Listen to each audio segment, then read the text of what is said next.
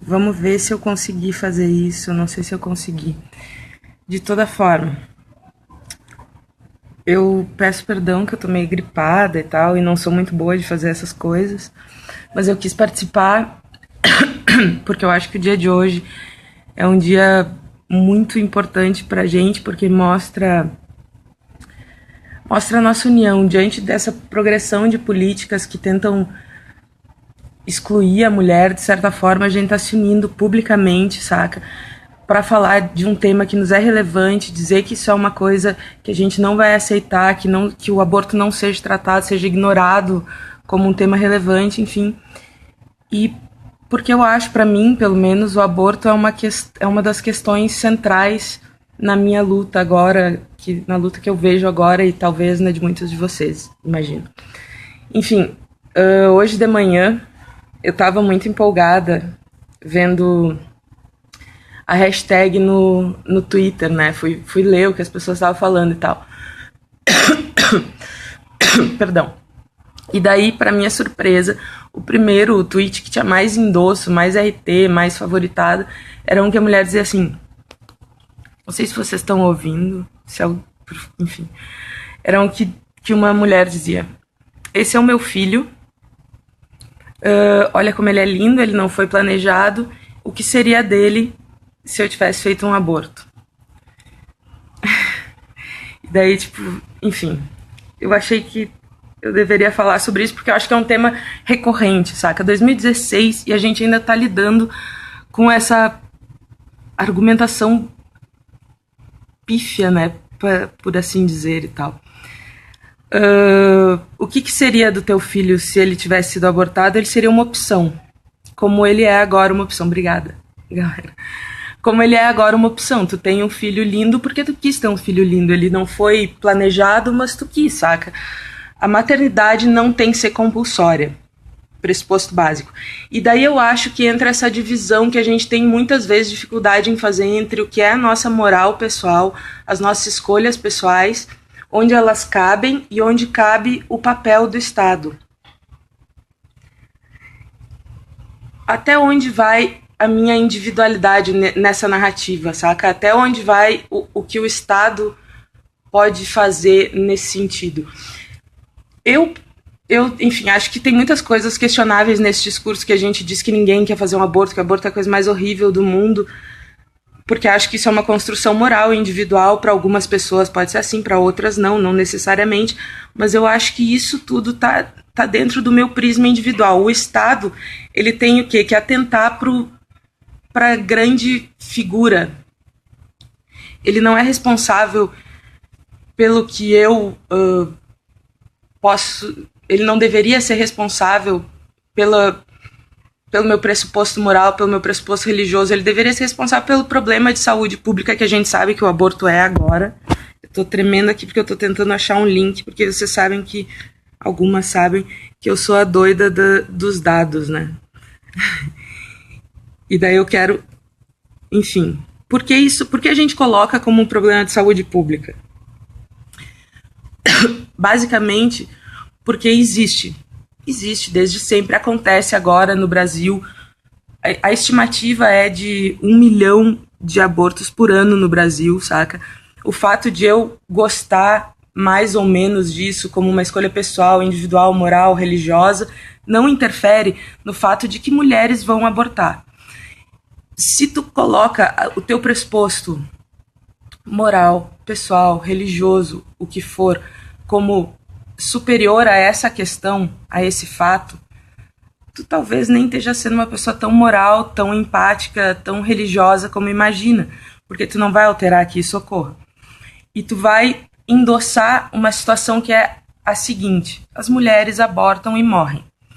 Nós sabemos também, uma série de estudos, que com a legalização do aborto não só diminuem os números de mulheres que optam por abortar, não sei exatamente porquê, mas eu imagino que porque quando a gente começa a tratar de contracepção, de natalidade com responsabilidade, saca? Quando a gente começa a falar sobre isso, a gente envolve um discurso mais amplo, saca? Não vira uma coisa, um tabu, uma coisa que não pode ser tocada. Então as pessoas passam a fazer menos aborto, possivelmente porque passam a se cuidar mais, passam a pensar mais sobre contracepção e, enfim, como um todo, e elas param de morrer.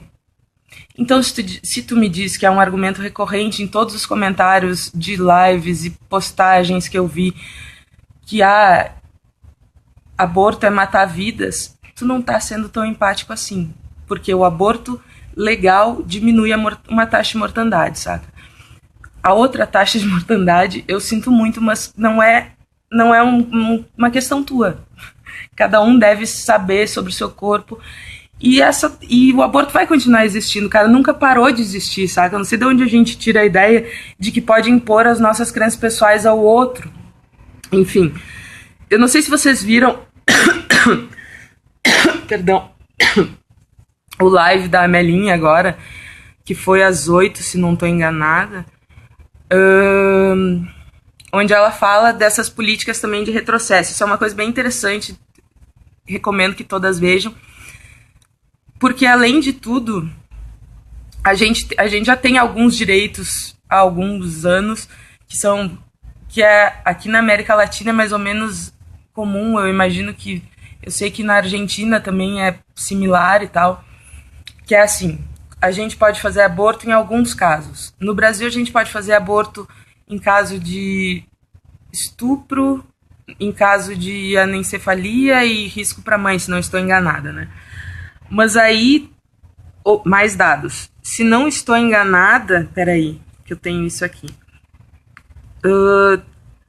7% dos casos de estupro resultam em gravidez. Mas 67,4% das mulheres que tiveram uma gravidez resultante do estupro não tiveram acesso ao serviço de aborto legal na rede pública de saúde. Então, mesmo as condições que a gente já tem de aborto, elas são defasadas, sabe? É difícil a gente não reincidir sempre no mesmo discurso, mas a verdade é, a gente coloca a vida da mulher como menos. As pessoas que têm um discurso de preocupação extrema o que tu faria se a tua mãe tivesse te abortado? O que eu faria? Eu não teria que ouvir essa argumentação estúpida, saca? Mas, enfim, as pessoas que têm essa linha argumentativa, elas não levam sequer em consideração isso. É uma dificuldade empática disfarçada de empatia, sabe? Se tu pondera que essas mulheres estão fazendo aborto, e até um tempo atrás a gente tinha um discurso que era muito mais, assim, voltado para dizer que quem tinha dinheiro fazia aborto de boa, mas a gente já sabe que não é exatamente assim.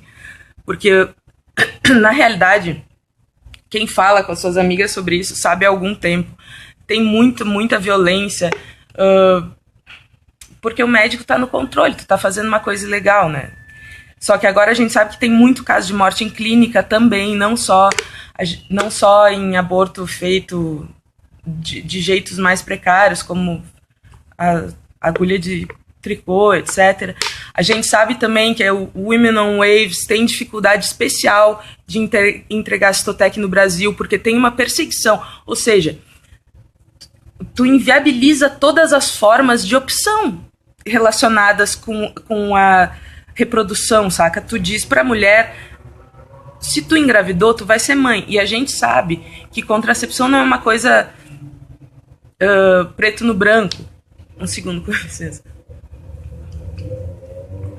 Que se engravida mesmo usando camisinha estoura, pílula falha, e que, puta que pariu, saca? Ninguém é anjo, mano, ninguém é santo, todo mundo erra às vezes, faz sexo sem camisinha, e daí vai ter que ter por punição um filho. Um filho não deveria ser uma punição, né? Convenhamos, desculpa esse tremo.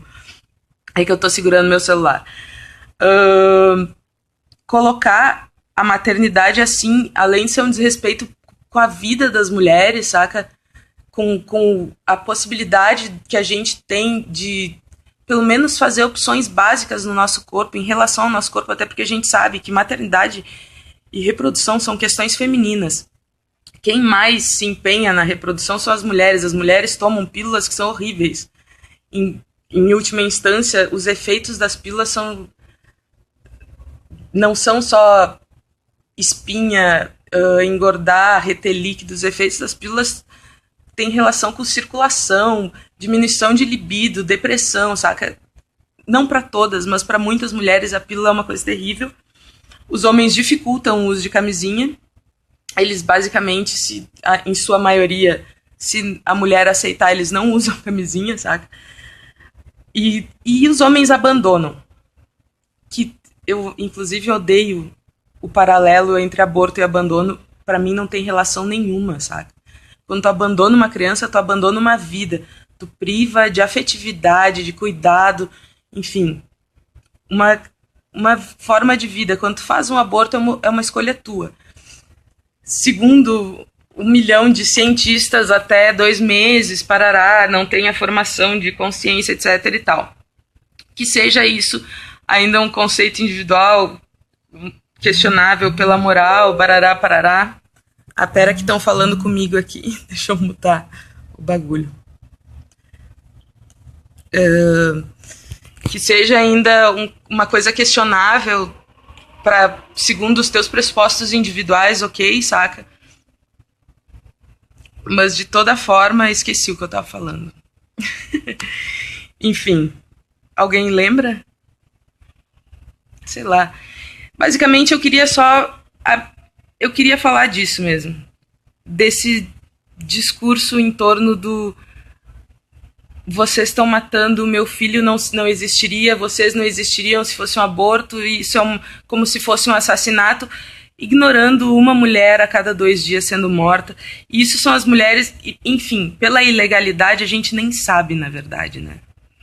Isso são números, enfim, que a gente presume. Outras coisas que a gente não sabe são violências e danos físicos que resultem de o aborto ser ilegal. Aborto legal não causa isso. Aborto legal acaba com a morte das mães, não é obrigatório. Ah, agora é tarde demais. Enfim, não vou falar agora, voltar a falar de aborto e abandono. Mas de toda forma, quando a gente fala de aborto legal, a gente não quer obrigar as mulheres a gente não quer obrigar ninguém a abortar. A gente quer que o Estado se responsabilize pelo que ele é responsável, que é a saúde das mulheres. A gente quer dar a opção para as mulheres de não se tornarem clandestinas por uma prática que sempre existiu em todas as sociedades que a gente tem notícia, saca? Existe aborto e que vai continuar existindo, queira o meu pressuposto moral endosse ou não, a minha religião endosse ou não. Enfim, a gente quer dar o mínimo de condição para que isso ocorra. Sabe uma coisa, agora trivia, né? Uma coisa doida, 2 coisas doidas. Eu gosto muito daquele seriado Call the Midwife. E eu tava vendo ele. E eu acho que é na Inglaterra, nos anos, 50. Elas falam... Tem uns 3 episódios que são sobre aborto. Até que tem o episódio depois do aborto ser legal. Isso foi nos anos 50, saca? Na Inglaterra. Ou 60, talvez. E ontem eu vi aquele documentário sobre as feministas americanas... que esqueci o nome, e eu chorei, cara, porque se a gente para pra pensar, as questões que elas estavam debatendo nos anos 60 e 70 e que elas conquistaram já em sua maioria, incluindo e talvez como porta-bandeira de toda a questão feminista, saca, da nossa existência como gente, que é o que o feminismo busca, enfim... Elas estavam vivendo aquilo nos anos 60 e 70, a gente está vivendo agora, saca? O nosso discurso é aquele discurso. Isso é muito triste, isso é muito antiquado. Por isso é tão importante o dia de hoje, ó. São 15 para as 11, vai até meia-noite, acho que todo mundo deveria participar, posta no Twitter, no Facebook, faz um live, posta no Instagram, faz chareia texto, enfim, faz como achar melhor, mas eu acho que é importante... a quantidade, saca? A gente tem que mostrar que a gente não é pouco em quantidade, que a gente vai se unir sim em torno dos temas que nos são caros e não vai ficar quieto, mesmo pessoas como eu que têm dificuldade de falar. Então é isso, Agradeço. Usem a hashtag Vamos Fazer Peso. Não sei como concluir. Ah, tá. Beijos.